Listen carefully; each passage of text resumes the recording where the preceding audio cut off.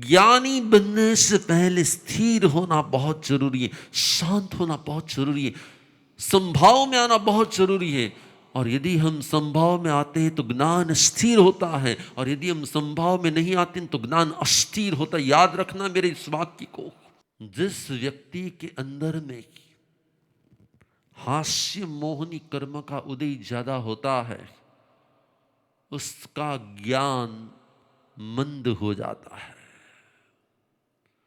भगवान ने कहा स्माइलिंग फेस नो प्रॉब्लम, सौम्यता नो प्रॉब्लम, स्मित नो प्रॉब्लम, लेकिन हास्य, बहुत जोर जोर से हंसना, भगवान ने कहा जो जोर जोर से हंसने का जिसका नेचर होता है ना, उसकी याद शक्ति मंद हो जाती है। किसी ने कभी सोचा नहीं होगा, आपने कभी सुना नहीं होगा, ये है भगवान महावीर का सीक्रेट।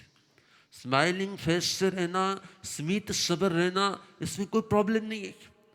लेकिन जब हम किसकी मस्करी करते हैं, ठाका लगाते हैं, जोर जोर से हंसते हैं, तो भगवान ने कहा कि आपका ज्ञान अज्ञान में पलट सकता है। हास्य ज्ञान को मंद करने का कारण है।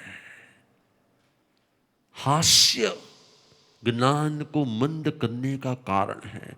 और इसीलिए ज्ञानी कभी जोर से हंसता नहीं है, और जोर से हंसता है उसका ज्ञान कभी टिकता